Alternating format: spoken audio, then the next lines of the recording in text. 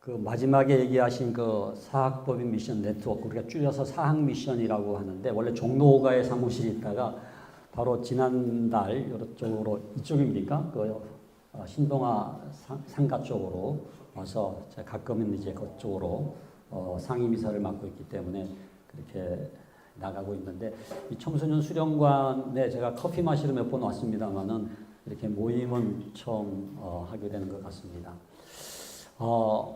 오늘 좀 이렇게 두 가지 조금은 접근으로 말씀을 드리려고 해요. 하나는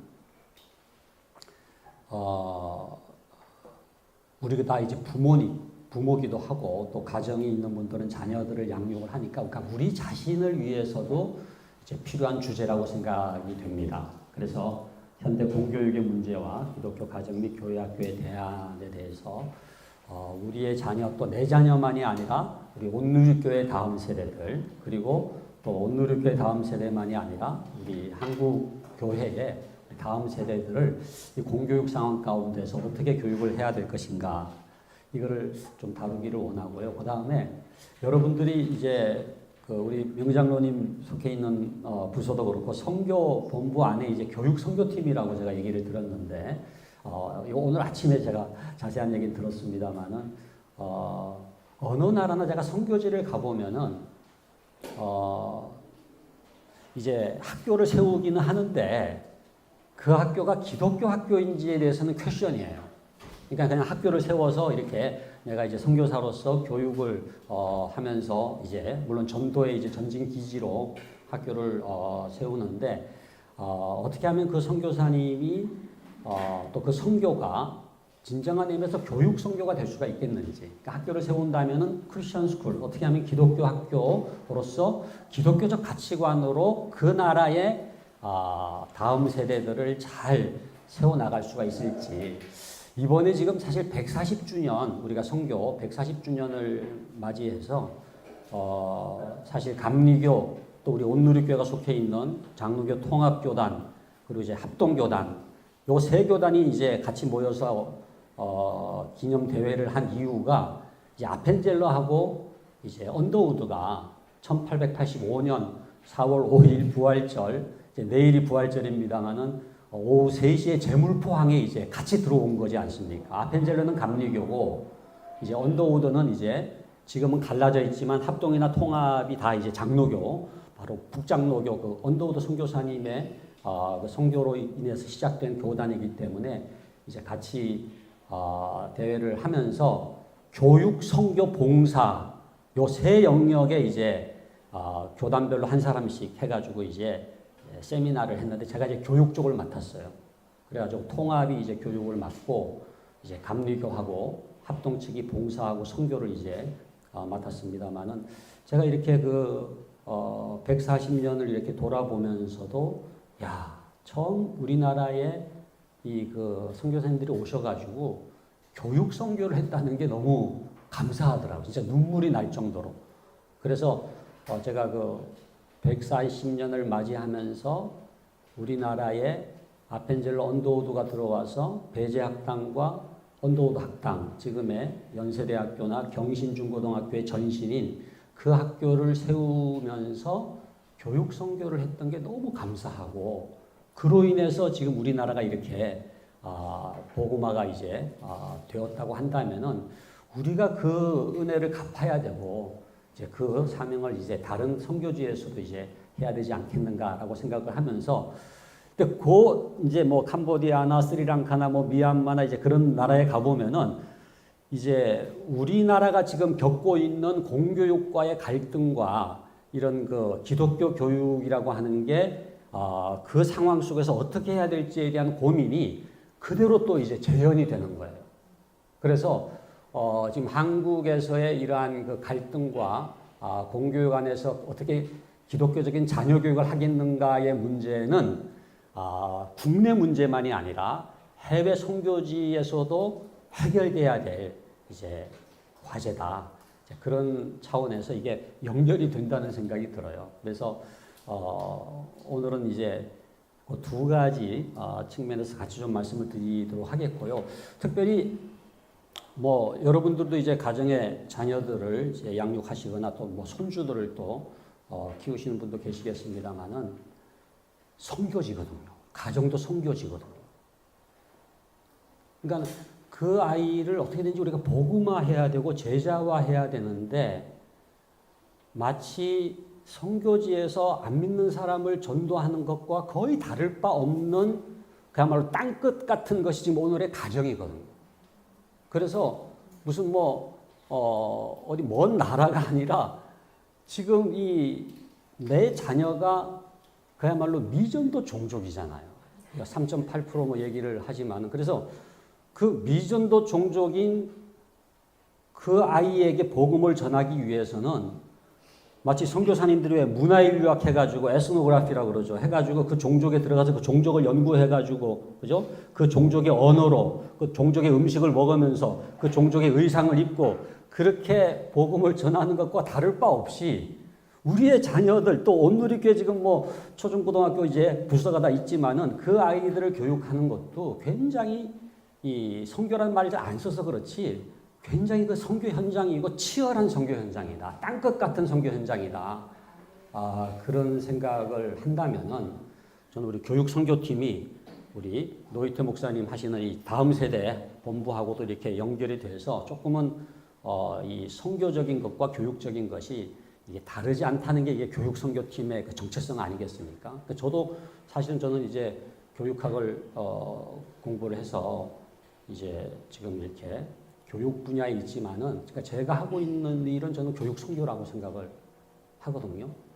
그리고 제가 하는 사역이 이제 교육 선교니까 좀 후원도 해 주십시오. 이렇게 후원 받으려면 선교하고 어떻게 연결을 시킬까 이제 그렇게 생각을 하는데, 단지 뭐 재정적인 문제가 아니라 우리가 하고 있는 일의 본질은 선교지나 국내나 또 학교나 가정이나 굉장히 본질적으로 복음을 전하고 선교하는 일이다라고 하는 점에서는 차이가 없다고 생각을 합니다.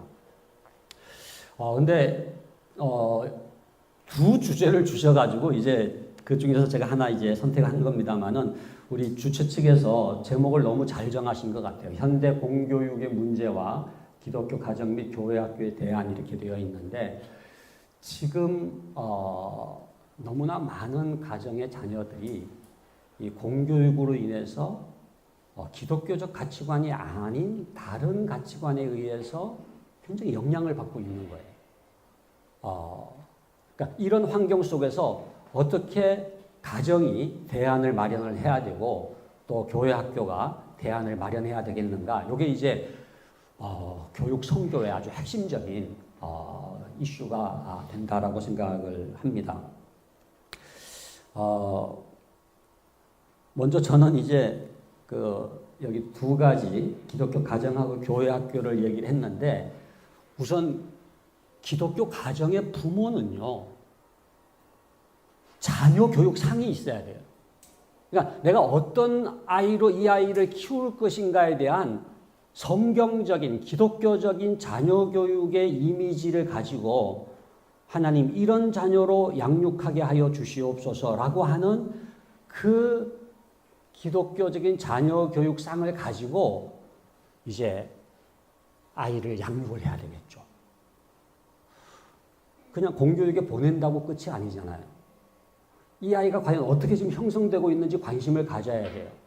그래서 기독교 가정이 주체적으로 특별히 부모가 중심에 서가지고 어떻게 내 아이를 하나님께서 내게 청지기직으로 맡기셨는데 이 아이를 하나님의 뜻대로 교육할 것인가에 대한 분명한 방향을 가지고 교육을 하기 위해서는 이 기독교 가정의 입장에서의 대안이 필요한 거죠.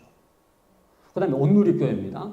온누리교회는 상징적인 교회고 한국교회를 대표하는 교회면서 또 동시에 특별히 다음 세대의 한국교회의 방향을 이제 이끌고 가야 될 책임이 있는데 온누리교회를 비롯한 교회와 또 그 교회 학교에서는 이런 지금 공교육 상황에서 어떻게 우리가 다음 세대를 양육할 것인지에 대한 분명한 로드맵을 가지고 또 나가야 되겠죠. 그래서 제가 오늘 세 가지로 나눠서 얘기를 드리려고 그러면 첫 번째는 공교육의 문제에 대해서 간단하게 다루고 그다음에 이제 기독교 가정에서에 대한, 그다음에 이제 교회 학교에서에 대한을 말씀을 드리고 여러분들 편하게 질문 해주시면 제가 답을 드리도록 그렇게 하겠습니다. 먼저 현대 공교육의 문제가 뭐냐라고 할 때 이제 이 공교육이라는 말이 굉장히 좀 이렇게 광범위하게 쓰이잖아요. 그러니까 지금 뭐 쉽게 얘기하면 그냥 학교 교육입니다. 우리나라에서 이루어지는 이제 초중고등학교에서 이루어지는 그 학교 교육을 일컬어서 이제 공교육이라고 얘기를 하지 않습니까? 우리 여기 또 교육장님도 와 계신데, 그러니까 저는 이제 일반 교육학을 하고 이제 대학원에서는 교육사회학을 전공하고 이제 한국교육개발원이라고 있어요. 그 전에 강남 우면동에 있다가 지금은 진천으로 이제 가 있는 그 교육개발원에서 이제 또 연구원으로 있다가 대학에서 이제 일반 교육학을 가르치다가 나중에 이제 신학을 하고 이제 지금 기독교 교육학 이제 교수로 쭉 있었습니다만은 이 공교육이라고 하는 거에 대해서 너무나 많은 분들이 그냥 학교를 보내면은 좋은 것 가르쳐 주겠지 무슨 나쁜 것 가르쳐 주겠냐. 그러니까 많이 배워라. 그러니까 우리 부모님들도 그랬고 이제 연세 드신 분들은 워낙 교육열이 뜨겁잖아요. 그러니까 학교 보내고 또 뭐 학원 보내고 해가지고 많이 배워라. 그렇게 얘기를 하시는데 뭐를 배우느냐, 어떤 가치관으로 지금 아이가 형성되고 있는지에 대한 관심이 부족한 경우가 많이 있지 않습니까? 그래서 이 공교육이라고 하는 것은 Public Education, 우리 공적인 교육이다라고 얘기할 때 미국 같은 경우에는 그 공립학교 있잖아요. Public School이라고 하는 공립학교가 그냥 Public School, Public Education 다 같이 쓰는 개념입니다. 근데 이제 우리나라는 아주 조금 그 특이한 게 사립학교까지 지금 이 공교육에 포함이 돼 있어요. 그러니까 미션 스쿨, 아까 제가 말씀드린 배제학교라든지 뭐 경신학교라든지 이런 이제 기독교 사립학교까지 소위 그 공적 영역에 이제 포함이 돼서 국가가 이제 이 컨트롤하는, 지배하는 그런 이제 형태를 띠고 있는데 미국 같은 경우는 그게 아니죠. 그러니까 프라이빗 스쿨이다 그러면은 이거는 공교육 개념에서는 빠져나와 있는 개념이에요. 그러니까 국가가 재정을 투자해 가지고 그야말로 이 국공립 학교를 운영하는 그것을 이제 공교육, 퍼블릭 에듀케이션이라고 한다면은 이 대부분 이제 이 퍼블릭 스쿨을 얘기를 하는데 우리나라는 언제부터인가 이제 사립학교까지 공교육에 들어가 있죠. 그러니까 우리나라에서 사교육 그러면은 사립학교를 얘기하지 않지 않습니까? 사교육 그러면 학원을 얘기하죠. 근데 우리나라는 조금 구조적으로 사실 요거는 이제 여러분들이 역사를 조금 아시면은 도움이 되는데 일제 강점기 때까지는요, 여러분들 그 교회가 세운 학교들이 엄청나게 많았습니다. 아까 제가 아펜젤러 언더우드 얘기했지만은 그분들이 1885년에 우리나라에 들어온 다음에 적어도 1907년 평양 대붕 운동이 일어나기 전까지 선교사님들도 학교를 세웠지만은 소위 네비우스 선교 정책에 의해서 이제 자립, 자조 뭐 이런 거 있잖아요. 자주. 그래서 한국 교회가 학교를 세우도록, 그래서 선교사님들이 학교를 다 세우는 게 아니라 이제는 한국 교회가 소위 1교회 1학교 운동이 일어났죠. 1교회 1학교 운동. 지금 이재훈 목사님도 아주 이 관심이 많으십니다. 1교회 1학교 운동. 그러니까 한 교회가 한 학교를 세우자 해가지고 우리나라의 토착 교회가 학교들을 세워가지고 그야말로 소학교는 중등 이상의 학교는 선교사님들이 세운 학교지만은 소학교는 교회가 주일학교 말고 주중학교라고 있어가지고 주간학교죠. 주중에 자녀들을 보낼 수 있는 학교를 세워가지고 이제 기독교 학교를 한 거예요. 그게 이제 솔레 초등학교라든지 또 교회가 세우든 개인이 세우든 오산 학교라든지 다 이런 학교들이 이제 기독교 학교로서의 정체성을 지니고 있지 않습니까? 그 학교들이 엄청나게 많아가지고 일제 강점기가 됐지만은 기독교 학교 숫자는 계속 늘어나가지고 적어도 일제의 그 사립학교법으로 이걸 통제하기 전까지는 1000개 이상 늘어났어요. 1000개 이상. 그러니까 지금 우리나라의 그 기독교 학교 미션 스쿨 다 합치면 486개거든요. 그러니까는 기독교 대학까지 다 포함해가지고. 근데 그보다 훨씬 많은 숫자의 학교들이 일제강점기 때 이제 세워졌는데 이제 일제 탄압으로 이제 많이 줄어들긴 했지만은 그때의 그 1907년을 전후해서 세워진 한국 교회가 1교회 1학교 세우기를 해가지고 세웠던 그 시대를 일컬어서 백낙준 박사님, 연세대 명예총장님이죠. 그분이 교육문예부흥이라고 불렀어요. 그러니까 한국의 교육문예부흥은 바로 1907년 평양대부흥운동을 전후해서 그 평양대부흥운동을 통해서 은혜를 받은 분들이 이제 교육선교를 한 거예요.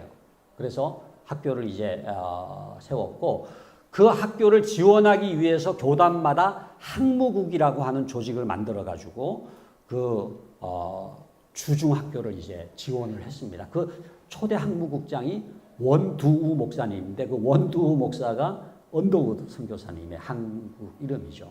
그러니까는 아주 그 당시 굉장히 어른이죠. 선교사 최초의 선교사로 오신 그분이 직접 학무국장을 맡아가지고 교육 선교 그 일을 이제 담당을 한 거죠.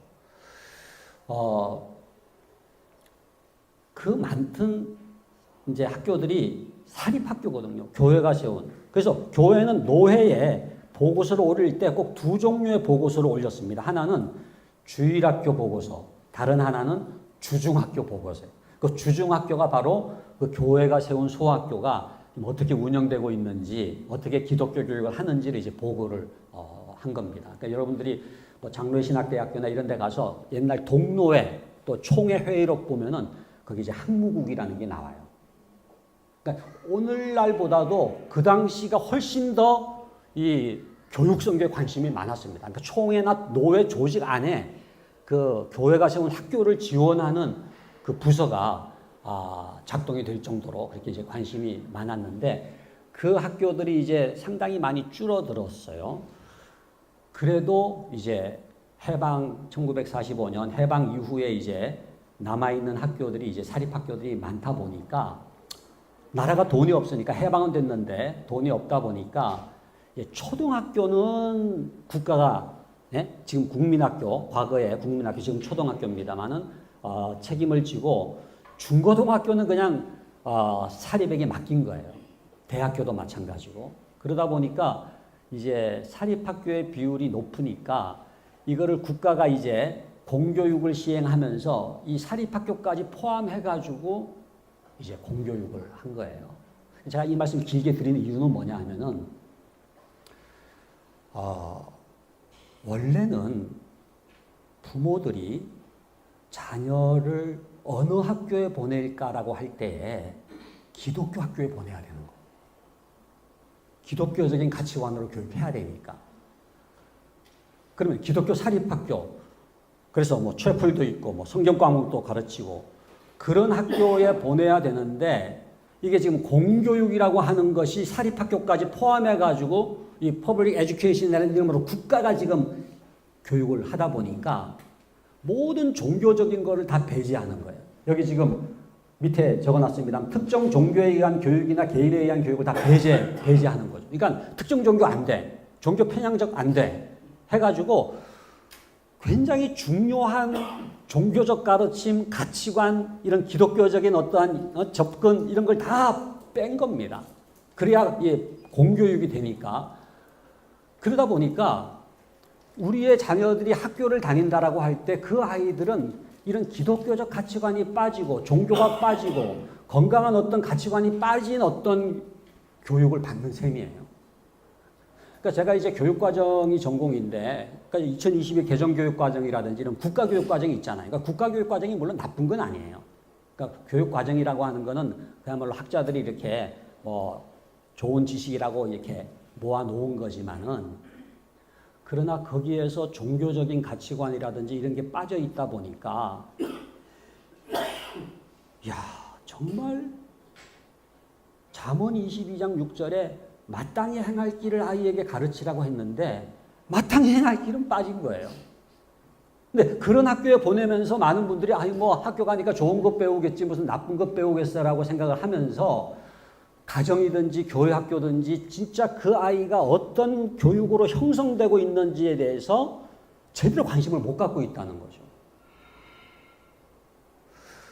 여기 지금 이제 공교육의 뭐 호리스만은 뭐 여러분들 교육학 하신 분들은 뭐 알고 계시겠습니다만 이제 공교육의 아버지라고 미국의 이제 소위 그 공교육을 처음 이제 시작했던 인물로 이제 기억되고 있는 이제 사람입니다만은 공교육은 공적이어야 하고 가치 중립적이어야 한다는 걸 굉장히 강조하죠. value free라든지 value neutral이라든지. 그래서 우리는 특정 종교 가르칠 수 없습니다. 우리는 공적이니까. 그러니까 우리는 객관적이고 뉴트럴하고 중립적이고 이런 식으로 얘기하는데 여러분 중립적인 게 어디 있습니까? 그 시대 정신에 함몰되게 돼 있죠. 여기 지금 앞에 지금 한강이 흐르잖아요. 그러면은 노를 젓지 않는다고 해서 한강에 떠 있는 배가 가만히 떠 있는 게 아니죠. 왜? 물이 흐르니까. 결국은 요 온누리교회 맞은편에 있는 한강에 예를 들어서 배를 띄워놨다, 보트를 띄워놨다 그러면은 그 보트는 잠실 쪽으로 가는 게 아니라 인천 쪽으로, 하류 쪽으로 가게 돼 있어요. 가만히 노를 젓지 않아도 시대의 흐름에 따라서 시대의 이데올로기나 그 시대의 정치적인 어떠한 입장에 따라서 결국은 흘러가게 되어 있는 거거든요.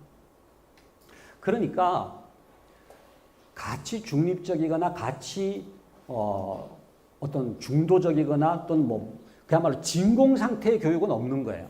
어떤 가치관이든지 개입이 되어 있는데 과연 그것이 기독교적인지를 묻지 않는다면은 우리의 아이들은 그 시대 정신에 의해서 결국은 함몰될 수밖에 없는 그런 교육을 이제 받고 있다는 것이 바로 이 공교육 하에서의 교육이라고 하는 것입니다.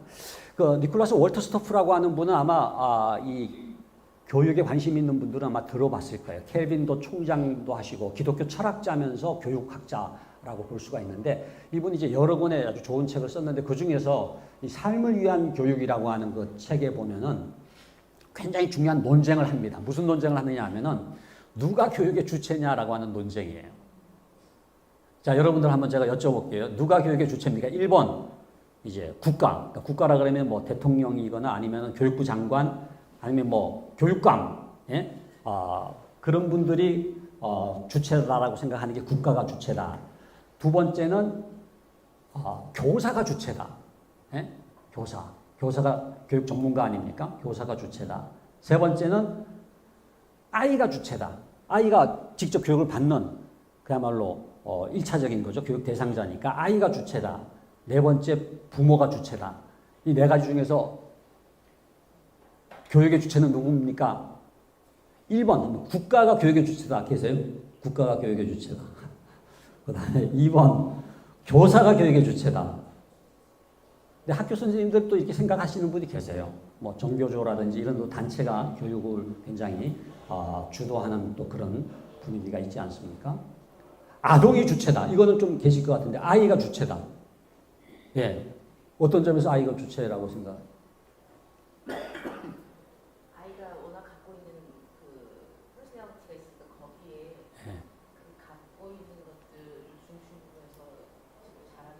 그렇죠.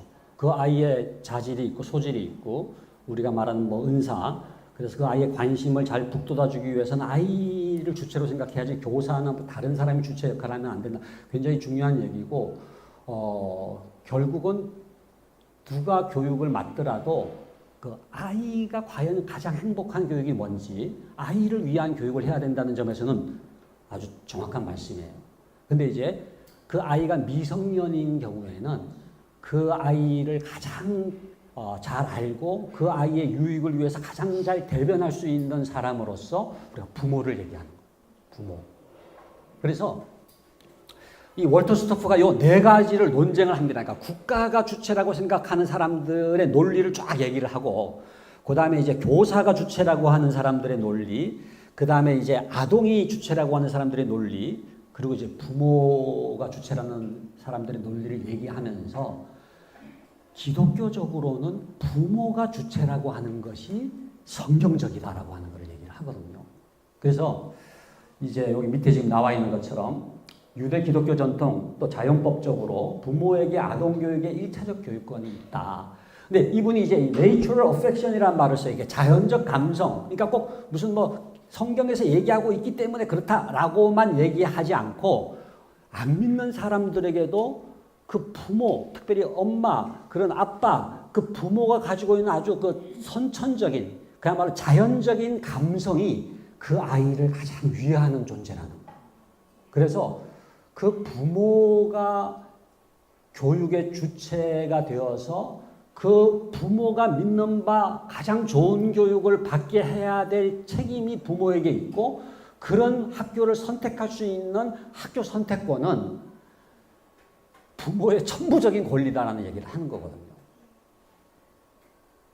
그래서 여기 지금 교회, 가정, 학교가 이제 큰 세 가지 이제 교육기관입니다. 그러니까 온누리교회를 비롯해서 교회가 있고요. 여러분들 지금 가정이 있지 않습니까? 그 다음에 그 아이가 되는 이제 학교가 있다면은 그 세 가지 기관이 그 자녀의 교육을 지금 이제 형성을 이제 하고 있는데, 그 세 가지 기관이 정말 그 아이에게 가장 좋은 하나님이 원하시는 교육을 받게 해야 될 그 주체로서의 책임이 누구에게 있느냐? 부모에게 있다는 거예요. 부모. 그래서 성경적 가르침도 그렇고 법적 근거도 그렇고 영향력의 근거도 그래요. 그러니까 성경적 가르침은 제가 이제 간단하게 말씀드리겠습니다만, 법적 근거는 민법이나 뭐 형법이나 어떤 법이든지 간에 그 아이의 어떤 미성년자 아이의 문제에 대해서 그 책임을 누구에게 묻느냐 하면은 부모에게 묻는 거예요. 그래서 법적으로도 그렇고, 그다음에 영향력의 근거는 뭐냐 하면은 아이들이 가장 영향을 받는 사람은 결국 부모입니다. 그러니까 특별히 엄마죠, 엄마. 그러니까 제가 이제 장신대에 있을 때 신입생들 이제 면접 볼 때 꼭 묻는 질문이 있거든요. 너의 삶에 가장 영향을 준 사람이 누구냐 그러면은 90% 이상이 엄마예요, 엄마. 아빠는 거의 안 나오더라고요. 왜 엄마인가 보니까 엄마가 정말 그 아이를 사랑하는, 엄마가 불쌍히 여기고, 그래서 그 엄마 또 뭐 아빠까지 포함을 한다면 그 부모가 영향력의 이제 근거로서 역할을 이제 하는 거거든요. 그래서 요게 이제 신명기 6장 4절로 9절의 말씀, 여러분들 잘 아는 말씀인데, 한번 여기 지금 빨갛게 되어 있는 게 이제 너는 이라고 되어 있는데, 여기에다가 이제 여러분의 이름을 넣어서 읽는 겁니다. 이게 이제 부모에게 주신 말씀이니까 이제 우리가 부모라고 생각하고, 그러니까 저 같으면 이제 상진이는 마음을 다하고 뜻을 다하고 힘을 다해 상진이 하나님의 그러니까 여러분은 상진이라고 그러면 안 되고, 여러분은 여러분 자신의 이름을 넣어가지고 천천히 한번 읽겠습니다. 시작. 이스라엘아 들으라, 우리 하나님 여호와는 오직 유일한 여호와이시니 상진이는 마음을 다하고 뜻을 다하고 힘을 다하여 상진이 하나님 여호와를 사랑하라. 오늘 내가 상진에게 명하는 이 말씀을 상진이는 마음에 새기고 상진의 자녀에게 부지런히 가르치며 집에 앉았을 때이든지 길을 갈 때이든지 누워있을 때 일어날 때이든지 이 말씀을 강론할 것이며 상진이 듣고 그것을 상진의 손목에 메어 기호를 삼으며 상진의 미간에 붙여 표로 삼고 또 상진의 집 문설주와 바깥문에 기록할지니라. 아멘. 조금 느낌이 다르죠. 그러니까 그냥 이스라엘 사람에게 준 말씀이다 이게 아니라 나에게 주신 말씀입니다. 그러니까는 하나님이 사실은 하나님의 자녀잖아요. 우리가 뭐 내 아들, 내 딸, 뭐 내 자녀, 내 새끼 이렇게 얘기를 하지만은 사실은 내 것이 아니라 우리는 자녀의 소유권자가 아니라 진정한 자녀의 소유권자는 누굽니까? 하나님이죠. 우리는 누구예요? 청지기와 같죠. 그러니까 물론 뭐 내 자녀라는 말이 틀렸다는 게 아니라, 근데 그게 소유 개념으로 내 마음대로 할 수 있다, 내 욕망대로 내 뜻대로 기르면 된다, 그게 아니라 하나님의 자녀이기 때문에 하나님의 뜻대로 교육하는 게 너무너무 중요한 거예요. 특별히 여기 보면 여기 7절입니다만은 내 자녀에게 부지런히 가르치며 라고 되어 있는데, 그러니까는 하나님의 교육 디자인은 이겁니다. 그러니까 하나님이 교육을 창조하실 때 디자인은 부모를 세워가지고 그 부모가 자녀를 교육하는. 그래서 내 자녀에게 부지런히 가르치라. 근데 우리는 가르치지 않고 그냥 보내는 사람으로 전락했잖아요. 그러니까 저는 지금 한국 교회의 가장 심각한 교육 문제, 부모가 가르치지 않고 보내는 사람으로 전락했다. 학교 보내고, 학원 보내고, 또 신앙교육은 어디 보내요? 온누리교회 보내고. 근데 성경은 부모가 직접 내 자녀에게 부지런히 가르치라는 거거든요. 가정 예배가 됐든 성경 말씀이 됐든, 그러니까 부모가 뭔가 자녀를 양육해야 될 1차적인 주체면서 책임자로서 하나님께서 세우셨기 때문에 그 부모가 자녀를 양육하는 게 하나님의 디자인입니다. 그러니까 우리가 이제 자녀 교육 때문에 이제 심판이 있다면은 하나님께서 누구를 제일 먼저 콜하시느냐? 물론 뭐 담임 목사도 콜하시고 뭐 교회학교 교사도 또 뭐 학교 선생님도 뭐 다 콜하시겠지만은 첫 번째로 이 자녀에 대해서 하나님께서 누구를 부르시느냐? 부모를 부르신다. 내가 너에게 맡기지 않았느냐? 내 자녀에게 부지런히 가르치라고 말하지 않았느냐? 주의 교훈과 훈계와 훈계로 양육하라고 내가 말씀하지 않았느냐? 라고 하는 이 하나님의 그 명령, 이게 바로 이제 부모에게 주어진 명령이다라고 하는 거거든요. 자, 그래서 저는 이 그 학부모의 학교 선택권에 대해서 이미 좀 말씀을 드렸습니다만, 제가 책을 이렇게 몇 권 가지고 왔는데 이거는 뭐 사라는 건 아니고요. 이런 책이 있다는 거, 이 책 제목만 봐도 이렇게 중요성을 인식할 수 있기 때문에 학부모의 당연한 권리, 학교 선택권. 근데 너무나 당연한 권리로서 학교 선택권이 있음에도 불구하고 우리나라 같은 경우에는 이 학교 선택권 자체가 학부모의 당연한 권리인 것을 지금 망각하고 있어요. 저는 그 용불용설입니까? 용불용설, 옛날에 과학 시간에 뭐 사용하지 않으면 무슨 퇴화된다 뭐 그런 얘기처럼 우리가 이 학교를 선택하지를 않았어. 그냥 배정되고 그냥 뭐 뺑뺑이 돌려가지고 그냥 배정이 되면 그냥 다니는 곳이 학교라고 생각을 하는데, 그게 아니라 학부모의 학교 선택권이 너무나 중요하다는 거죠. 그러니까는 내가 자녀 교육의 주체로서 하나님이 내게 자녀 교육을 맡겨주셨다면은 내가 두렵고 떨림으로 이 아이를 교육해야 되는데, 하나님 이 아이를 이런 자녀 되게 하여 주시옵소서라고 하는 이 기독교적인 자녀 교육상을 가지고 가장 그 교육을 할 수 있는 학교를 뭐예요? 선택해야 되는 거죠. 그래서 이제 뭐 미국 같은 경우도 그렇고 이제 어느 학교를 선택할까 할 때 굉장히 부모가 이제 신앙적으로 깨어가지고 이 아이를 내가 어떤 교육으로 이 아이가 형성되기를 원하는지를 기도하면서 내가 믿는 바 하나님의 가치관대로 이 아이를 가장 잘 교육할 수 있는 그 학교를 선택을 이제 하는 거죠. 그래서 이게 뭐 여기 헌법재판소 판례는 얼마든지 이제 친권자에게 이러한 이제 학교 선택할 수 있는 이 권리가 인정된다라고 하는 이제 재판 판례를 말씀을 드린 겁니다. 그래서 저는 이제 이 학교 선택권 운동이 일어나야 된다 이렇게 생각을 하고 있어요. 우리 이재호 목사님도 굉장히 공감을 해주시고 있는데, 그래서 그냥 이렇게 뭐 배정받아 가지고 특별히 이제 이 다음에 보면 이제 그 헌법재판소에서도 교육의 1차적인 주체가 부모고 이제 2차적인 주체가 국가다. 그러니까 국가는 주체라기보다는 부모가 그 믿음대로 자녀를 교육하는 그런 그 교육을 잘 서포트하는 역할을 하는 거죠.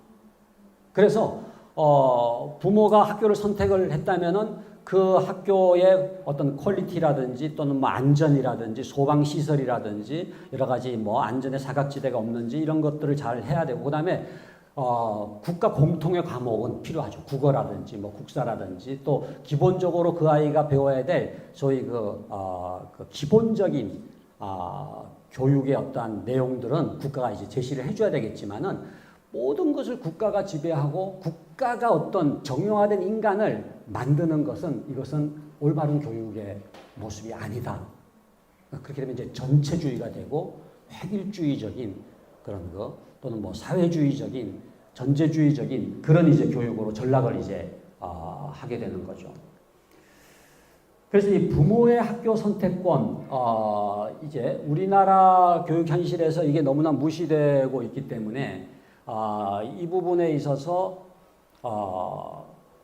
부모들이 이제 학교를 선택할 수 있도록 또 이 권리가 나에게 있다라고 하는 것을 깨닫고 부모들이 좀 분연히 일어나야 돼. 지금 우리나라는 제일 약한 운동이요, 학부모 운동입니다.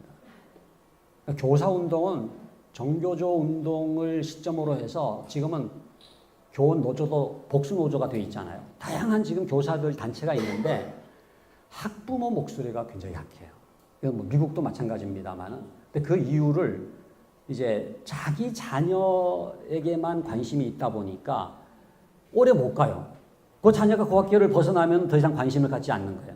졸업하면 더 이상 관심을 갖지 않아요. 그러니까 교사는 평생 있잖아요. 그러니까 학교가 이게 학부모가 중요한데 학부모들의 권리가 굉장히 무시되기 쉬운 구조를 가지고 있다는 거예요. 그래서 결국은 국가와 교사 노조가 이렇게 만약에 이렇게 그냥 영합이 되면은 그걸로 그냥 공교육이 그냥 굴러가는 식으로 그렇게 되면서 이 학부모들의 목소리가 반영이 되지 않는 그런 구조라는 거거든요. 의무교육제도라고 한다면 할 수 없이 우리는 이건 뭐 학교 다녀야 돼. 또 학교를 배정해주면 그것대로 다녀야 돼. 그런 개념이 아니라는 게 의무교육제도라고 하는 거는 여기에 나와 있는 것처럼 국가가 국민의 교육을 보장해야 하는 의무를 나타내는 것으로서 교육받을 권리의 다른 표현일 뿐 이를 강제교육으로 인식해가지고 국가에서 학교를 강제 배정하는 것까지 용인하는 것은 아니다라고 하는. 근데 지금 우리나라는 이거를 용인하고 있다는. 그래서 예를 들어서 초등교육과정은 의무교육이다라고 하면은 초등교육은 꼭 시켜야 된다는 거예요. 자녀를 위해서는. 그러나 학교 선택권은 여전히 부모에게 있다. 이렇게 주장을 이제 해야지 옳다는 거거든요. 뭐 김성기라고 하는 교수도 교육학자입니다만은 이 학교 선택권 이것에 대해서 모든 국민이 일정 수준의 교육을 필수적으로 받아야 한다고 할지라도 국가가 정하는 특정한 학교에서 받아야 한다는 의미는 없다. 그러니까 제가 이거를 강조하는 이유가 기독교적 가치관으로 학교 교육이 이루어져야 된다. 근데 공교육은 그게 안 되는 거예요. 모든 교육에서 이 종교를 뺄 수밖에 없으니까. 그러니까 이 공교육이라고 하는 게 갖는 엄청난 그 모순이 있어요.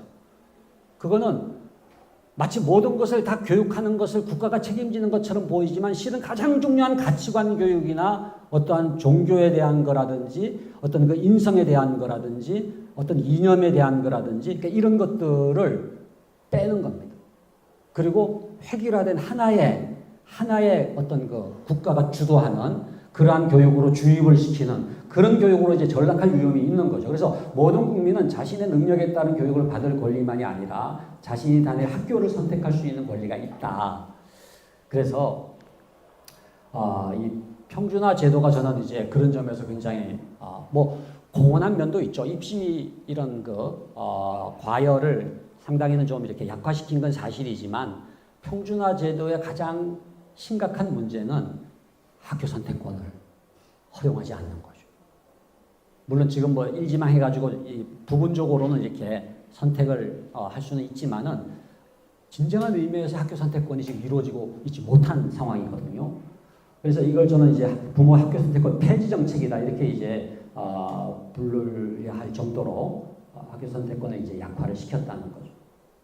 근데 평준화 제도 하면은 국공립학교만을 대상으로 하면은 사실 되거든요. 사립학교는 자율성을 주고 대신에 뭐 등록금을 받게 하고 그래서 좀 이렇게 취약하다든지 아니면은 국가가 보호를 해야 될 사람들을 중심으로 해서 평준화 제도를 하면 되는데 우리나라의 평준화 제도는 일본을 모방한다고 하면서도 결국은 일본은 사립학교를 배제하고 국공립학교만을 대상으로 평준화를 했는데 우리나라는 사립학교가 좀 많기도 하지만은 결국은 이 사립학교를 포함해서 군사정권 때, 박정희 정권 때 이제 평준화 정책을 한 것 아닙니까? 그러다 보니까 사립학교마저도 학교 선택권이 없어진 그런 이제 상황이 된 거죠. 그래서 당시 문교부에 민관식 장관이라고 기억나시죠? 민관식 장관. 이분 테니스도 좋아하고 그랬던 분입니다. 이분이 이 자서전 같은 한국 교육의 개혁과 진로에서 그런 얘기를 했습니다. 여러 가지 학교 여건으로 보아 사립학교는 제도 개혁에서 제외하려고 했으나 여기 이제 평준화 시책할 때 빼려고 있으나 사립학교의 수가 공립학교의 수보다 훨씬 많아 사립학교를 빼고 공립학교만으로 제도개혁을 한다는 것은 무의미한 것이 되므로 사립학교도 제도개혁에 넣지 않을 수 없었다. 해가지고 평준화 세계 어느 나라에서도 볼 수 없는 국가의 평준화 제도 안에 사립학교까지 다 포함해가지고 이제 평준화 정책을 시행을 한 겁니다. 그게 지금 오늘까지 이렇게 이어져 오고 있는 거거든요. 그래서 이 사립학교의 이 준공립화 문제, 그러니까 미션스쿨, 지금 뭐 여러분들 뭐 대광고등학교라든지 뭐 경신이라든지 정신이라든지 뭐 배제라든지 이화라든지 다 이제 기독교 학교들이 많잖아요. 근데 그 학교들이 거의 준공립화됐어요.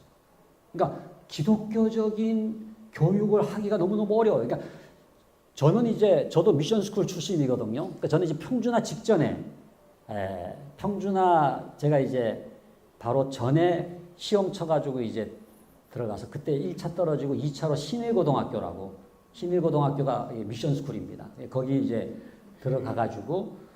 들어갔더니 과목이 성경이에요. 성경. 지금은 종교잖아요. 종교. 그리고 교과서가 예수 그리스도의 생애 이런 거예요. 예수 그리스도의 생애 1, 2, 3 뭐 이렇게 되어 있고, 거기 때 이기선 목사님이라고 교목 목사님이셨는데 그분이 얼마나 존경을 받고 이렇게 또 우리 아이들에게 또 잘해주는지 몰라요. 그래서 저는 이제 그때 제가 이제 집이 멀었지만은 이제 미션 스쿨을 가기 위해서 그 학교를 선택하기도 했고, 그래서 이 학교에 대한 자부심이나 자긍심이 굉장히 이제 컸죠.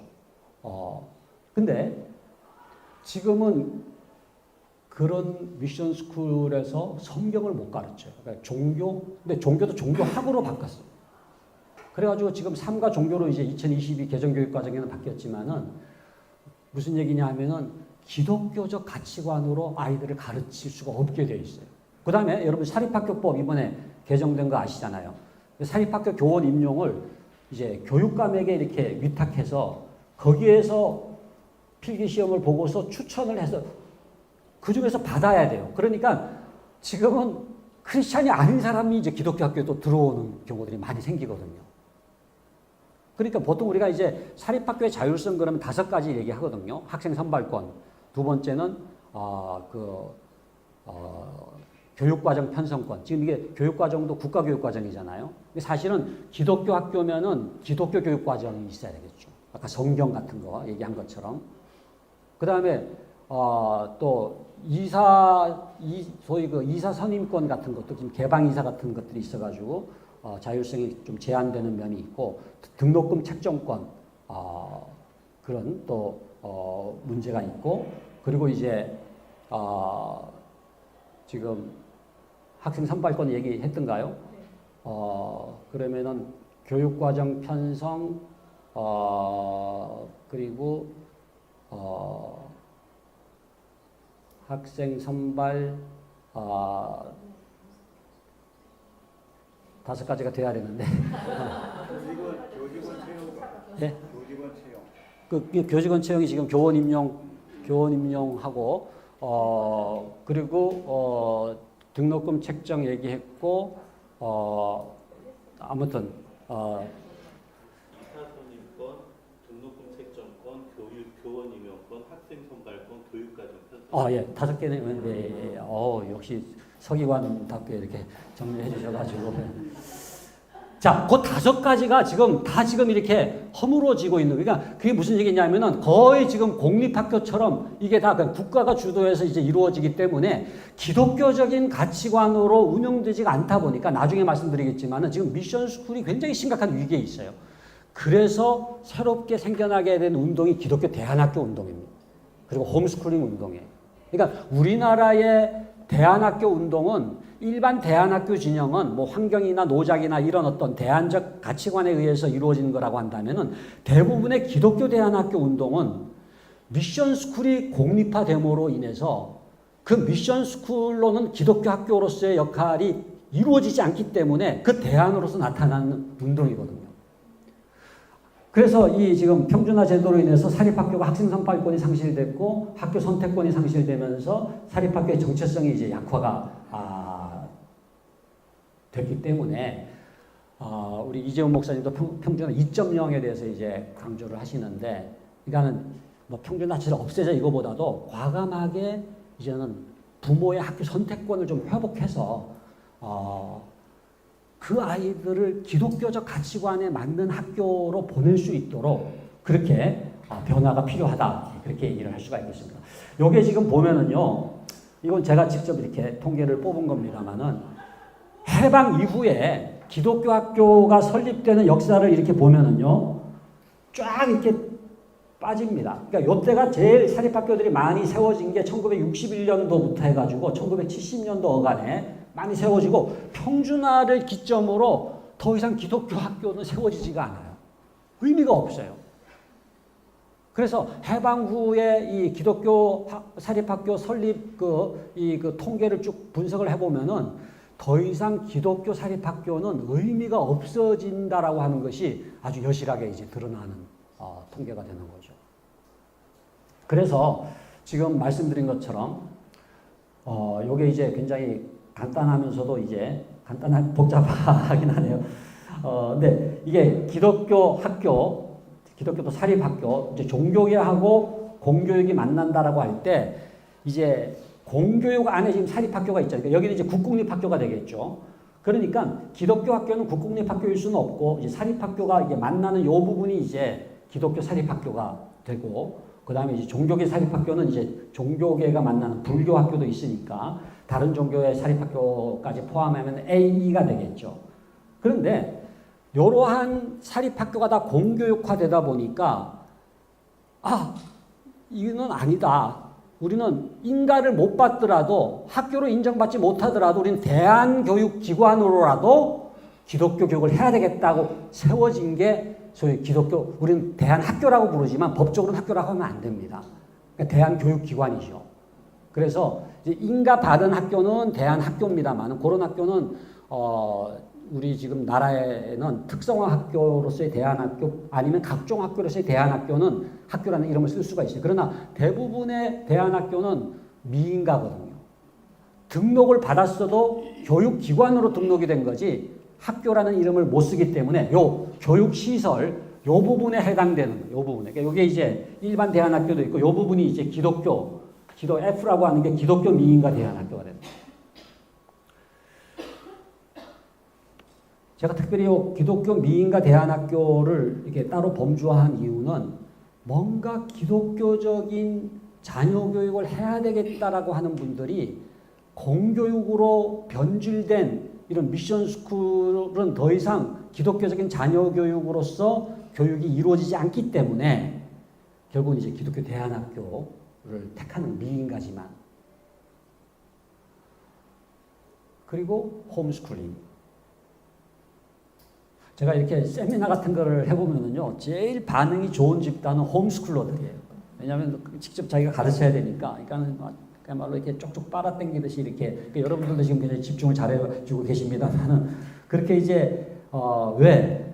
그분들이 자녀 교육이 부모의 책임이라고 하는 것을 저는 누구보다도 잘 지금 깨닫고 실천하고 있는 분들이기 때문에 저는 기본적으로 홈스쿨링 하는 분들에 대한 제가 존경심이 있어요. 근데 우리가 다 그렇게 할 수가 없잖아요.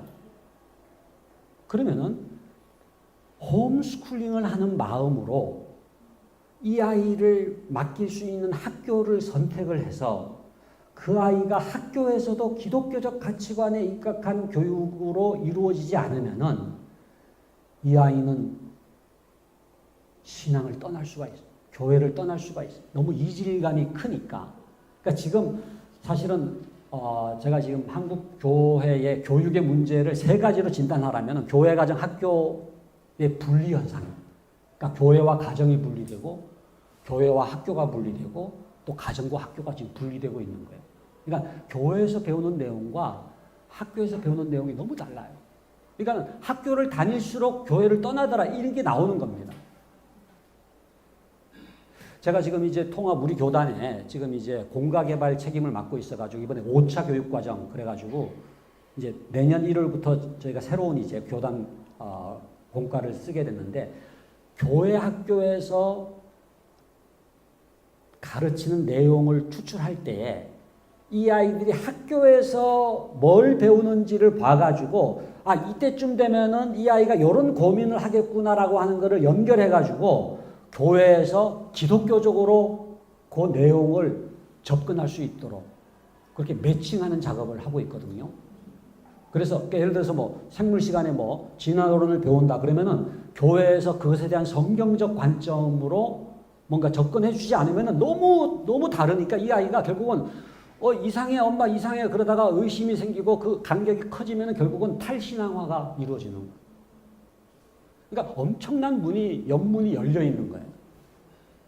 근데 이게 과거에는 그렇게 심각하지 않았는데 지금 점점 더 이 그 공교육을 형성하고 있는 이데올로기가 이제 기독교적인 가치관으로 받아들이기 힘든 것들이 이제 많아지다 보니까 뭐 성교육 포함해가지고 제가 얼마 전에 이 온타리오라고 캐나다 온타리오 지역에 또 크리스천 스쿨이 많습니다. 토론토 옆에 온타리오 지역에 갔더니 요 말하면 크리스천 스쿨들이 학생들이 막 이렇게 줄을 선다는 거예요. 부모들이 학생들을 입학시키기 위해서 웨이팅 리스트가 있더라고요. 왜 그런가 봤더니 공교육에서 하는 교육을 절대 우리 아이 못 시키겠더라.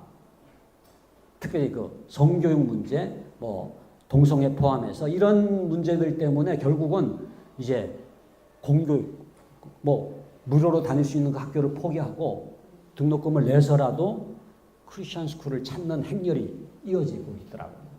근데 지금 우리나라가 지금 그런 상황이거든요.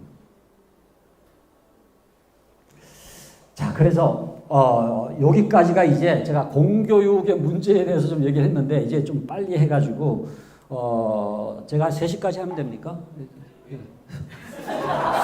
굉장히 당황하셔가지고 제가 아무튼 모든 거를 다 12시 전에 마치도록 이제 당연히 하겠습니다만은 지금 11시 반인데 강의는 아무튼 좀 15분 정도로 이렇게 줄여가지고 여러분들 질문을 좀 받도록 하겠습니다. 자, 그래서 이제 그러면 기독교 가정의 대안이 뭔가라고 할 때 저는 먼저 부모가 깨어나야 된다고 생각해요. 그러니까 온누리교회 그 모든 성도님들, 특별히 부모님들이 크리스찬 부모로서 하나님께서 내게 자녀를 맡기시면서 기독교적인 자녀 교육의 사명을 주셨다고 하는 것을 깨닫고 하나님 제가 크리스찬 부모입니다. 제가 기독 학부모입니다. 라고 하는 정체성을 가지고 분연히 일어나야 돼요. 그렇지 않으면 그냥 지금 얘기한 이런 문제 속에서 그냥 오염되고 변질되고 결국은 타락할 수밖에 없는 상황이기 때문에 그런 거거든요. 제가 이거 조사한 건데 다음 세대 위기 유발 요인 분석 연구라고 이제 학령 인구가 감소하는 게 문제지 않느냐 다들 그렇게 생각하는데 학령 인구 감소만이 아니라 다른 요인이 엄청나게 작용하고 있더라고요. 그러니까 인구 요인이라고 하는 거는 오히려 8번째고요. 예상되는 요인들을 열거해서 각각을 측정할 수 있는 도구를 개발해 가지고 전국적으로 이제 조사를 해 보니까 5점 만점에 4.16 넘버 원 다음 세대 위기 유발 요인 넘버 원이 뭐냐 하면은 부모 요인. 그러니까 부모가 누구냐가 다음 세대를 결정짓는다. 두 번째는 학교 요인입니다. 학교에 대해서 어떻게 생각하는지. 그래서 요거를 연결해 가지고 1번과 2번을 합쳐서 설명한다면은 부모의 자녀 학업관이 다음 세대를 결정짓는다. 그러니까 부모가 세속적인 학업관을 갖고 있으면은 주일 아침에도 학원을 보내. 그리고 뭐 수능 공부 해가지고 결국은 신앙보다 이제 학업 위주의 수능 위주의 입시 위주의 그런 쪽으로 이제 가는 거예요. 여러분 작년 5월 초에 있었던 사건 아시죠? 그 신촌의 Y대학의 의과대학 본과 다니는 학생인데 2018년도 수능 만점 받은 학생 있죠. 네? 그 학생이 그 강남의 어느 빌딩 옥상에서 자기 여자친구 살해한 사건 있잖아요. 그게 저는 지금도 아주 5월 달이라서 더 기억이 나는 것 같은데 여러분 그 수능 만점이라는 건 대단한 거 아니에요. 그러니까 우리 엄마들의 로망은 그겁니다. 너네 아이는 수능 몇 점이야? 그러면 우리 아이 그냥 만점이야. 그렇게 얘기하고 싶은 로망은 그러니까 엄청난 수능 만점이 아무렇게 되는 건 아니잖아요. 근데 수능 만점이 교육 만점이 아니더라고요. 그러니까 지금 우리나라는 수능 만점을 향해서 아이들을 몰아붙이고 있는데, 그래서 뭐 Y대학, 의과대학은 좋은 학교죠. 그러나 그게 과연 정부인가? 네? 교육 성공인가에 대한 심각한 질문을 이제 던질 수가 있지 않습니까? 요거는 이제 그 문항별로 한번 순위를 좀 매겨 보니까요. 1, 2, 3위가 전부 다 부모 요인이었어요. 그러니까 가정 신앙 교육 부재가 문제다. 부모들의 세속적 자녀 교육관이 문제다. 또 부모의 신앙 저하가 문제다. 그러니까 아예 신앙 교육이 없어요. 있어도 세속적이에요. 그리고 부모 자신이 자기 신앙 건사하기도 힘들어. 그러니까 요 세 가지 요인, 그리고 뭐 나머지 한번 보시면은 학교 요인이 6번, 8번, 10번이잖아요. 학업과 신앙이 연계되지 못하기 때문이다. 주일에 학원 가는 것이 문제다. 입시 위주 교육이 문제다. 제가 이제 또 그 공저를 해가지고 쓴 책 가운데 요 입시에 대한 기독교적 이해라는 책이, 그러니까 입시가 이렇게 중요한데 기독교적인 책이 하나도 없더라고요. 그래가지고 이제 저하고 김혜건 교수하고 뭐 몇 사람이 같이 입시에 대한 기독교적 이해라는 책을 이제 썼는데, 이 입시 자체가 뭐 잘못됐고 뭐 죄악된 거라고 보기보다는 요거를 기독교적으로 바라볼 수 있도록 해줘야 되거든요. 그래서 이 학교 요인, 부모 요인, 요거를 이제 합치면은 부모가 학업에 대해서 어떻게 생각하는지가 굉장히 중요하다. 그래서 여기 지금 보시면은 이 잠언 1장 7절에 여호와를 경외하는 것이 지식의 근본이거늘, 이 말씀이 나오는 건 잠언 1장 7절에만 나오는 게 아니라 성경을 관통하는 말씀이잖아요. 그러니까 여호와를 경외하는 것이 신앙이고 지식의 근본이거늘이 학업이라고 한다면은 신앙과 학업이 이렇게 연결되어 있는 거고. 그러니까 성경은 학업을 무시하지 않습니다. 지식을 무시하지 않아요. 그러니까 하나님이 천지를 창조하셨기 때문에 아이들이 배우는 지식이라고 하는 거는 창조 세계거든요. 삼라만상이잖아요. 그러니까 창조주 하나님과 창조 세계는 연결되어 있는 거예요.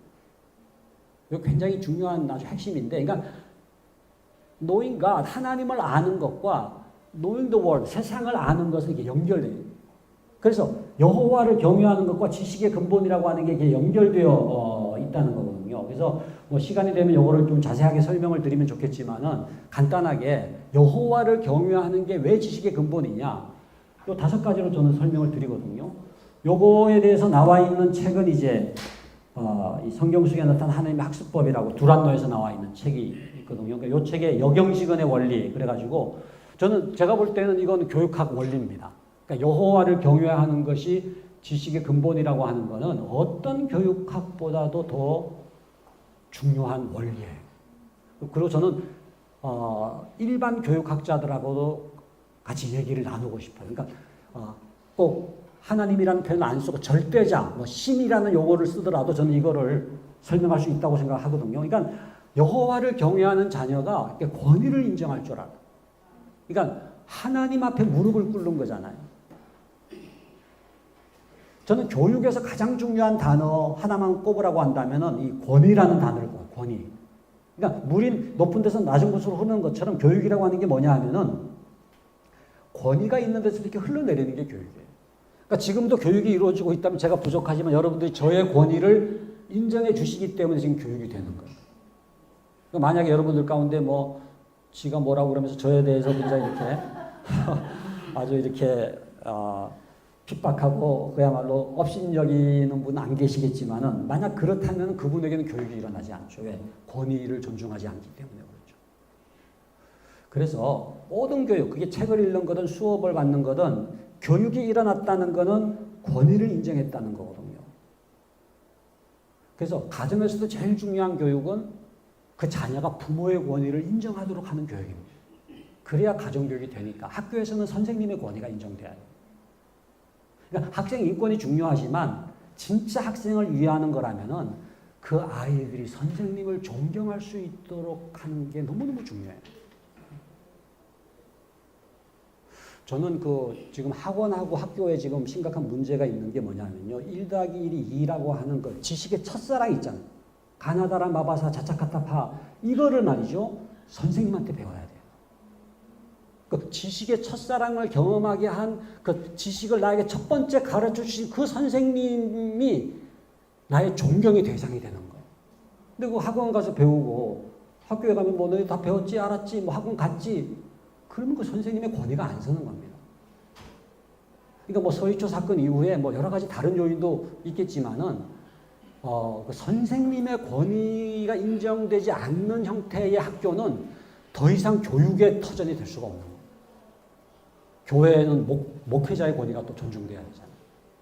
그리고 경청하는 거 뭐 또 하나님의 성품이 그러니까 여호와를 경외하면 이렇게 하나님의 성품이 형성돼. 제가 지금 한동 교육에 대해서 지금 연구를 하고 있는데 그러니까 한동대에서 이렇게 그 신앙적인 어떤 교육이 그냥 신앙으로만 끝나는 게 아니에요. 정직이라고 하는 성품으로 연결되거든요. 그러니까 한동대는 무감독 시험이거든요. 그러니까 아무도 없지만은 아무도 없는 게 아니라 하나님의 존전 앞에 있다고 생각될 때에 정직할 수 있잖아요. 또 책임감이 생기고 충성스러움이 생기고 신실함이 생기고 이 하나님의 성품이 이게 형성되는 거거든요. 그리고 여호와를 경외할 때 이제 내 삶의 목적과 비전이 생기잖아요. 그리고 여호와를 경외한다고 하는 거는 저 높은 상공에 올라가는 것과 같은데 이게 메타인지와 같아. 메타인지라는 말이 그 메타라는 말이 헬라어인데 초월이라는 뜻이잖아요. 그러니까 나를 초월해서 나를 볼 수 있는 게 이게 메타인지인데 메타인지 중에 메타인지가 뭐냐 하면은 여호와 경외입니다. 하나님을 예배한다고 하는 것은 저 높은 상공에 올라가서 하나님의 눈으로 나 자신을 볼 줄 아는 거죠. 그래서 여호와를 경외한다고 하는 것이 단지 신앙만 좋아지는 게 아니라 여기 지금 나오는 것처럼 이 신앙과 태도와 학업이 이렇게 연결되는 거예요. 저는 이 그림 너무너무 중요한 그림이라고 생각해요. 이거 제가 한 20년 걸린 것 같습니다. 이거 그리는데. 돈으로 따지면 유학비용까지 하면 5억 정도 든 것 같은데 그냥 가져가세요. 근데 여호와를 경외하는 것이 지식의 근본이거늘이라는 말씀 속에 이 흐름이 들어있는 거예요. 그러니까 신앙적인 변화가 일어났는데 태도가 변해, 성품이 변하고 그게 학업에까지 탁월성에까지 영향을 끼치는 거예요. 단지 무슨 수능 점수가 아니라 진정한 역량, 진정한 실력이라고 하는 게 연결되어 있는 거예요. 그러니까 부모들이요, 이거를 깨달아야 돼. 그러니까 이것만 붙들고 너무나 많은 부모들이 이걸 버리고 공부 어리석은 일입니다.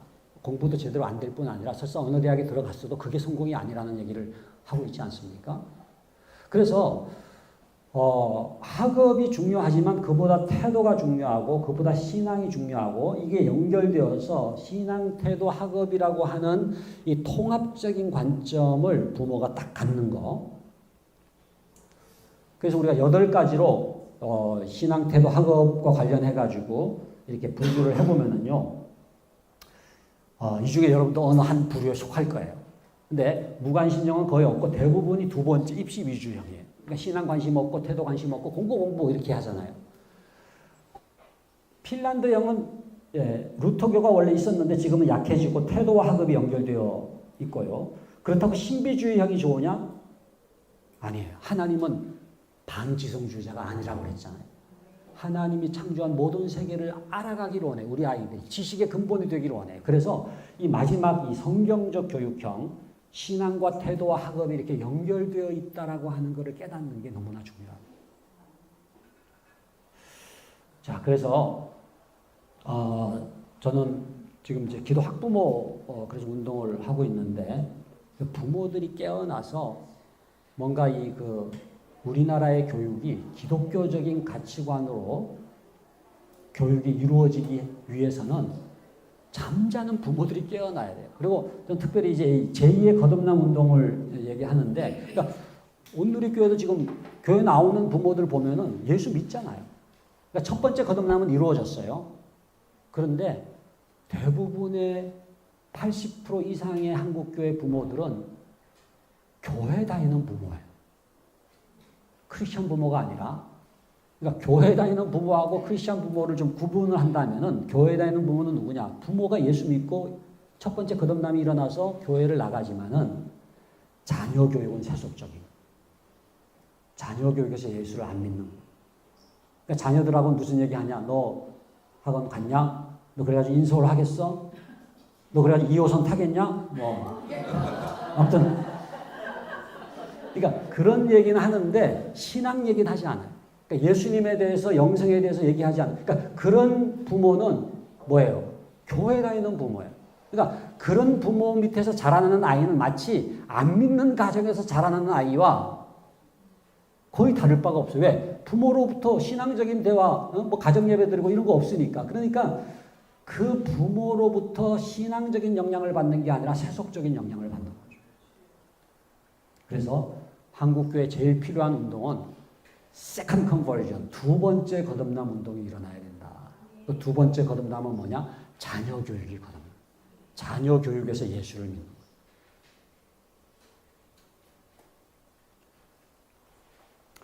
요 분별이란 말이 굉장히 중요한 말. 그러니까 두 가지 요 자녀 교육으로 번역을 하면 이 세대의 교육을 본받지 말고 그다음에 하나님의 교육을 분별하도록 하라 이렇게 번역할 수가 있는데 우리가 하는 교육이 이 세대의 교육인지 하나님의 교육인지를 이 분별하도록 하라. 구별을 하라는 거예요. 겉으로는 잘 모를 수가 있어요. 내가 뭐 교회 다니고 뭐 우리 애도 뭐 주일학교 다니고 뭐 내가 하는 교육이 뭐 기독교 교육 아니야? 라고 생각할지 모르지만 자세히 들여다보면은 2세대의 교육이라는 거예요. 그렇다면은 마음을 새롭게 함으로 변화를 받아서 자녀 교육이 거듭나야 크리스찬 부모가 될 수 있다. 그래서 가정 예배는 넘어가도록 하겠습니다. 그래서 마땅히 행할 길, 아이에게 가르치라라고 하는 거. 이 가정 예배에 대해서는 저 이거 좀 소개하고 싶어요. 저는 경기도에 사는데 한 번은 긴급 재난 문자가 왔어요. 코로나19 감염 사례가 있으니 모두의 안전을 위해 가정 예배를 당부드립니다. 그래가지고 야 우리 하도 가정 예배 안 드리니까 경기도지사가 지금 가정 예배 드리라고 이거 문자 보냈다. 이제 찍어놨다는 거 아닙니까? 이 서울 사는 분들은 못 받았을 수도 있는데 경기도 사시는 분들은 이거 받았을 거예요. 자 그래서 이제 그래서 이 부모의 가장 중요한 관계 구조는 그러니까 직접 자녀를 만나면요 짜증이 날 수가 있어요. 그리고 그냥 막 신경 써요. 그러니까 자녀를 안 보게 잠시 안 보게 그러니까 학원비를 부모 안심료라고 얘기하거든요. 잠시 안 보게 해준다는 거예요. 뭐 공부하겠거니 생각을 해주는. 근데 하나님의 눈으로 요 직각삼각형이죠. 하나님의 눈으로 자녀를 보는 이렇게. 그리고 이제 다른 부모, 옆집 아줌마 그냥 만나면 우리가 휘둘리죠. 그죠? 한국 교육은 옆집 아줌마가 지배한다고 그러지 않습니까? 그래서 이웃은 사랑하되 옆집 아줌마는 멀리하라 그런 이제 말이 있는데 그냥 맘카페 들어가지 마시고 하나님의 눈으로 옆집 아줌마를 봐야 돼요. 교사도 마찬가지입니다. 그래서 그러니까 사실은 결국은 우리 신앙이에요. 그러니까 우리가 정말로 하나님과의 관계가 올바로 되어 있느냐. 그 눈으로 바라보는 것이고요. 이거는 여러 가지 이제 우리를 흔드는 게 있는데 이거를 붙잡아 주는 게 나와 하나님과의 관계만이 아니라 기도 학부모 공동체 이런 모임이 굉장히 중요한 거죠. 뭐 온누리교회 뭐 여러 가지 또 좋은 모임들이 많으니까. 근데 비슷한 연령의 자녀를 둔 부모들이 솔직한 내면의 얘기를 할 수 있는 공동체가 필요해요. 그래서 이게 이제 가정의 대안이고 이제 교회 학교의 대안은 진짜 짧게 말씀을 드리도록 하겠습니다. 교회 학교의 대안은 그래서 이 세 가지 기관이 제일 중요한 게 뭐냐면요. 일관성. 그러니까 기독교 교육에서 제일 중요한 단어 중에 하나가 일관성, 컨시스턴시가 있느냐, 일관성이 있느냐. 그러니까 교회에서 배운 게 가정으로 연결되고 이게 학교까지 연결돼야 돼요. 그래서 삼위일체 교육이 돼야 되는데 그러기 위해서는 지금 가정 얘기를 했습니다만 교회도 이 학교에서 이루어지고 있는 어떤 가치관 교육인지를 심각하게 분석하면서 일관성 있는 기독교 교육이 이루어질 수 있도록 교회가 역할을 해야 된다는 거죠. 그죠? 그래서 이 기독교 세계관, 그러니까 교회는 기독교 세계관으로 학교를 바라보고 교과목을 바라보고 가치관을 바라보면서 이 자녀들이 기독교적 가치관으로 자라날 수 있도록 도와주는 게 굉장히 중요하다. 뭐 겉으로는 뭐 두껍고 뭐 근사한 사람이 또 유명한 사람이 쓴 책이다 그러면 그냥 우리는 받아들이는데 그게 아니라 그 사람들이 어떤 사상적인 또는 가치관의 전제를 가지고 이 책을 썼는지를 소위 프리서포지션을 비판할 줄 알아야 되는 거예요. 이게 이제 기독교 세계관적인 비판 능력을 키워주는 거거든요. 그래서 아이들에게 무조건 뭐 학교에서 뭐 가르치는 대로 그냥 받아들이는 게 아니라 이거 기독교적으로 어떻게 파악할 수가 있지? 어떻게 평가해야 되지? 해가지고 성경적이고 기독교적으로 사고하면서 이렇게 크리틱할 수 있는 크리스천 크리틱, 기독교적 비평할 수 있는 능력을 키워주는 거 이게 굉장히 중요한데 여러분 여기 보시면은요 A가 있고 B가 있잖아요. A가 교육의 관점이고 B가 교육의 실제인데 어떤 관점을 갖느냐가 실제를 지배하게 돼 있어요. 그러니까 지금 이 세속적인 이 가치관이 지금 일로 들어오는 거거든요. 근데 기독교적인 인간관, 지식관, 기독교적인 사회관을 가지고 기독교적인 교육 목적을 설정해서 기독교적인 교수 과정과 교수 방법이 이루어지도록 해야 이게 기독교 교육이 되는 건데 만약에 이걸 없앤다. 그러면은 이 교육 목적은 두 가지에 의해서 지배당할 수밖에 없어요. 하나는 그 시대의 사회 세력, 정치 이데올로기가 지배하고요. 그 다음에 미시적으로는 나의 욕망, 부모의 기대, 경제적인 욕구 이런 것이 결국은 교육 목적을 지배하게 되어 있죠. 그러니까 지금 이게 공교육이라고 하는 게 이런 가치관 배제하겠다라고 하니까 결국은 이거에 의해서 지금 지배당하고 있는 거예요. 입시 위주 교육과 오늘의 아이들을 기르게 되는 힘이라고 하는 것은 만모니즘이죠. 그리고 무신론적인, 포스트 모던적인 그러한 아까 휴머니즘적인 인본주의적인 기독 가운데도 말씀하셨습니다만 그러니까 그런 것이 결국은 지금 아이들을 형성하는 교육 목적이 될 수밖에 없다는 거죠. 그래서 이 기독교적인 가치관으로 교육을 비판하면서 그 아이들이 꼭 배워야 될 기독교 교육의 목적을 올바로 설정을 하고 이게 교회 학교 안에서 무슨 공학 공부하는 걸로 끝나면 안 돼요. 그 아이들이 공교육 안에서 받는 학교 교육에까지 기독교적 가치관의 일관성이 이루어질 수 있도록 교회가 역할을 해야 된다라고 하는 거죠. 그래서 이게 뭐겠습니까? 요게 지금 아이들이 배우는 교과거든요. 근데 이렇게만 가르치면 뭔지 모르죠. 그러니까 기독교 세계관이라고 하는 것은 이거예요. 큰 그림이에요. 그러니까 아이들이 지금 배우는 요게 뭔지 그냥 막 외우고 막 시험 나오니까 그게 아니라 하나님의 창조 세계를 보여줘야죠. 큰 그림을 메타 내러티브라고 그러지 않습니까? 하나님의 구속사를 얘기해 줘야 되죠. 창조 타락 구속을 얘기해 줘야 되죠. 그래서 그 큰 그림 속에서 교과목을 이해하면서 내가 배우는 것이 어떻게 하나님의 창조와 관련이 되어 있는지를 깨닫도록 하는 것. 이게 교회가 제시해 줘야 될 굉장히 중요한 교육적인 이제 관점이다.